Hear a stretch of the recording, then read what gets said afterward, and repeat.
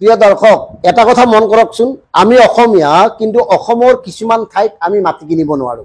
মানে ট্ৰাইবেল বেল্টত আপুনি গোস্বামী, বৰ্মন, কলিতা যিয়ে নহওক মাটি কিনিব নোৱাৰে। এইকাৰণে কিনিব নোৱাৰে সেইখিনি ট্ৰাইবেল বেল্টৰ মাটি। অথচ এইখন চৰকাৰে আদানী আম্বানীক ট্ৰাইবেল বেল্টৰ ভূমি কেনেকে গতাই দিছে, ক'ত পালে এই অধিকাৰ? সেইকাৰণে অসমৰ ভূমিপুত্ৰ খিলঞ্জীয়াসকলক কৈছো, তেওঁ কোকৰাঝাৰ পৰ্বতজাৰে হওক, তেওঁ পলাশবাৰীৰে হওক বা তেওঁ কাৰ্বি আংলঙৰে হওক, আপোনালোকৰ ভূমি আপোনালোকে ৰাখিব লাগিব। আপোনালোকৰ ভূমিৰ ওপৰত অধিকাৰ আপোনালোকে সাব্যস্ত কৰিব লাগিব। কাৰণ আপোনালোকৰ ভূমি এই ধৰণে কাঢ়ি নিয়াৰ অধিকাৰ অসমৰ সাধাৰণ জনতাই এইখন চৰকাৰক দিয়া নাই, একদম স্পষ্ট কথা। সেইকাৰণে কৈছো, যাৰ মাটি গৈছে, যিয়ে ভুগিছে, তেওঁ আন্দোলনক নেতৃত্ব দিয়ক। তেওঁলোকৰ পৰা সচেতন লোকসকলে আন্দোলনৰ আগভাগ লওক। বাকী আমি কালিও কৈছিলো, আজিও কওঁ, পেছাদাৰী আন্দোলনকাৰীক কোনো কাৰণত আপোনালোকে লাই নিদিব, গুৰুত্ব নিদিব। অসমত এতিয়া অসংখ্য পেছাদাৰী আন্দোলনকাৰী আছে। তেওঁলোকে আন্দোলনটোত কিবাকে সোমাই যাব পাৰিলে সেই আন্দোলনটো ক'ৰ পৰা কেনেকে কলৈ লৈ যায় আপোনালোকে ধৰিবই নোৱাৰিব। এইকাৰণে ধৰিব নোৱাৰিব, আপোনালোকে সেই ভূ নাপায়। আপোনালোক সহজ সৰল সাধাৰণ জনতা, আৰু সাধাৰণ জনতাক বিপথে পৰিচালিত কৰি এনেকৈ কিছুমান পাবত গজা জাতীয় নামৰ, মানে নিজকে জাতীয় সংগঠন বুলি কয়, পাবত গজা জাতীয় দল সংগঠনে এনেকে আন্দোলনৰ নামত ঠিকা ঠুকুলি চলাই আহিছে, ব্যক্তিগত মুনাফা লাভ কৰি আহিছে, তাত বাহিৰে একো নাই। মন কৰিব দে। এতিয়া টিভিত বিভিন্নজনে বিভিন্ন ধৰণৰ কথা ক'ব, আমি বহিৰাগতক মাটি দিবলৈ নিদিওঁ। কেনেকে দিব? অসমৰ মাটি আস্ফালন কৰিব, হুংকাৰ দিব, আৰু এনেকে হুংকাৰ দি দি দি দি দি লাহেকে আপোনালোকৰ মাজত সোমাই যাব। আপোনালোকৰ মাজত সোমাই গৈয়ে নাথাকে, সন্মুখৰ পৰা নেতৃত্ব দিবলৈ প্ৰয়াস কৰিব। আৰু কিবা কাৰণত যদি সন্মুখত নেতৃত্ব দিয়ে, আমাৰতো টিভি বিলাক আছে, বিভিন্ন সংবাদ মাধ্যম বিলাক, তেওঁলোকে বাইট সংগ্ৰহ কৰিব, তেওঁলোকেই উঠি ৰজা বহি ৰজা হ'ব। আৰু কোন মুহূৰ্তত তেওঁলোকে মানে বাগৰ সলাই দিয়ে, মদ সলাই দিয়ে সাপৰ দৰে, গমেই নাপাব। আপোনালোকৰ আন্দোলন পানীত পৰিব, তাত বাহিৰে একো নহয়। গতিকে ভূমিপুত্ৰসকল, কোনো কাৰণত যাতে আপোনালোকৰ এই গণতান্ত্ৰিক আন্দোলনৰ পৰা পিছুৱাই নাহে, কোনো কাৰণত যাতে আপোনালোকৰ এই গণতান্ত্ৰিক আন্দোলন মানে প্ৰদূষিত হবলৈ নিদিয়ে, কোনো কাৰণতে যাতে আপোনালোকৰ লক্ষ্যৰ পৰা তিল মানুহ বিচলিত নহয়, এই কথাবোৰ নজৰ ৰাখক। আৰু এই কথাবোৰ বিশেষভাৱে নজৰ ৰাখিব লাগিব যাৰ মাটি গৈছে তেওঁলোকৰ মাজৰে সচেতন লোকসকলে। নদীবান আন্দোলনৰ পৰা বিভিন্ন ধৰণৰ কা আন্দোলন, বিভিন্ন আন্দোলন দেখিছো। আন্দোলন কৰা নেতাসকলৰ বেছিভাগেই এতিয়া বিধায়ক, বেছিভাগে বিভিন্ন মানে আপোনাৰ নিগম নিকায়ৰ অধ্যক্ষ উপাধ্যক্ষ হৈ আছে, বিভিন্নজনে নানা সুবিধা লৈ আছে, ৰাজনীতি কৰিছে।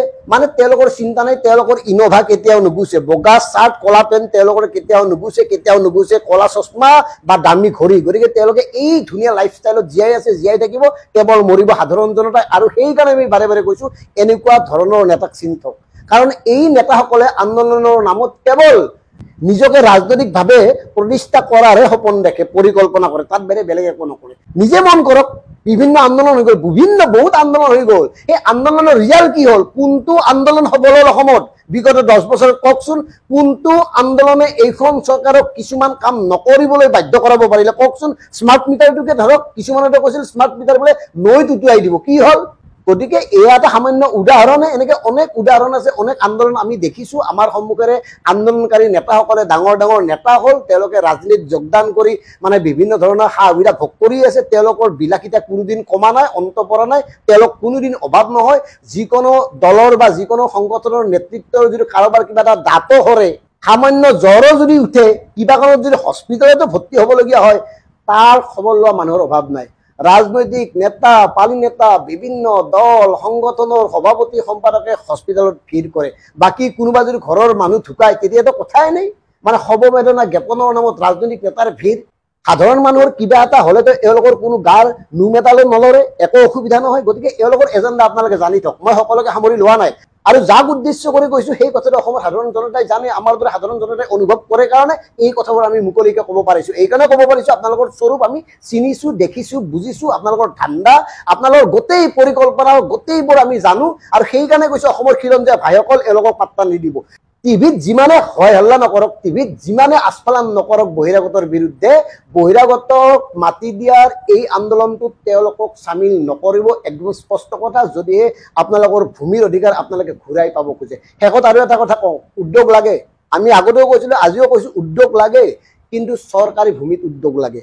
খিলঞ্জীয়া মানুহখিনিক উচ্ছেদ কৰি উদ্যোগ নালাগে।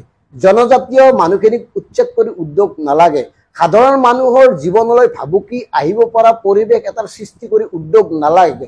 ইয়াৰ বিকল্প চিন্তা আপোনালোকে কৰক। শেষত মই এই যে পৰ্বতঝাৰ কোকৰাঝাৰ মানে প্ৰমোদ বৰা ডাঙৰীয়া, আপুনিতো খুব জাতীয়তাবাদী মানুহ, আপুনি বেয়া কাম কৰিছে, নকৰিব এনেকুৱা কাম।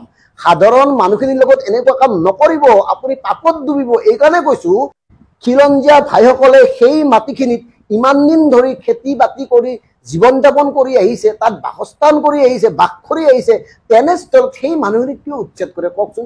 বিকল্প ভূমি এইটোৰ পৰা কিয় আপোনালোকে দিব পৰা নাই কওকচোন? আদানী কি, আদানী ভগৱান নেকি, ৰজা নেকি? তেওঁৰ চব কথা শুনিব লাগে, তেওঁক আপোনালোকে মানে বিৰোধ কৰাৰ সাহস নাই নেকি? গতিকে আপুনি এই যি মানে আত্মঘাতী কাম এটা কৰিবলৈ ওলাইছে, বাৰু আপোনালোকৰ একো লোকচান নহয়, আপোনালোকৰ একো অসুবিধাই নহয়, মৰিব সাধাৰণ মানুহে। তথাপিও কৈছো আপুনি স্বজাতি স্বগোত্ৰৰ মানুহখিনিৰ বিৰুদ্ধে যি ধৰণে অন্যায় কৰিবলৈ ওলাইছে, এই অন্যায়ৰ পৰা কিন্তু আপুনি পৰিত্ৰাণ পাব নোৱাৰে। ইয়াৰ পৰিণাম আপুনি ভোগ কৰিব লাগিবই। প্ৰমোদ বৰা ডাঙৰীয়া, আপুনি যদি পাৰে প্ৰায়শ্চিত্ত কৰক, এই মাটিখিনি নিদিওঁ বুলি কওক। বড়ো ভাই ভনীসকলৰ ভৱিষ্যত সুৰক্ষাৰ স্বাৰ্থত, স্বজাতি স্বগোত্ৰৰ মানুহখিনিৰ ভৱিষ্যত সুৰক্ষিত কৰাৰ স্বাৰ্থত এই মাটিখিনি দিব নোৱাৰে বুলি আপুনি স্পষ্টভাৱে কৈ দিয়ক। কি কৰে দেখা যাব। কোকৰাঝাৰৰ মানুহখিনি আপোনাৰ লগত নিশ্চয় আছে, তেওঁলোকে থাকিবই। গতিকে তেওঁলোকক লগত লৈ এই সাহসটো কৰক কমচে কম, যে আদানীক এই মাটি আমি নিদিওঁ, যি মাটি দিলে অসমৰ হাজাৰ হাজাৰ খিলঞ্জীয়া ভূমিপুত্ৰৰ লোকচান হ'ব, ভৱিষ্যতলৈ সংকট নামি আহিব, তেওঁলোকৰ বাসস্থান তেওঁলোকৰ জীৱন জীৱিকাৰ প্ৰতি ভাবুকি আহিব। গতিকে এই কাম আমি কৰিব নোৱাৰো, এই কথাটো জনাই দিয়ক, চিম্পুল কথা। কিন্তু জনোৱাৰ আপোনাৰ সাহস কিয় নাই জানে? আপুনি পৰি দিছে। কোনোবাই যদি আপোনাক বহিবলৈ কৈছে, আপুনি শুই দিছে, আৰু এই মেৰুদণ্ড নোহোৱা পানীৰ দৰে কৰা আচৰণৰ কাৰণে আপুনি এদিন ভোগ কৰিব লাগিব। আৰু আপোনালোকৰ স্বগোত্ৰৰ মানুহখিনি আপোনাক কেতিয়াও ক্ষমা নকৰে। একদম খাটাং কথা। ধন্যবাদ।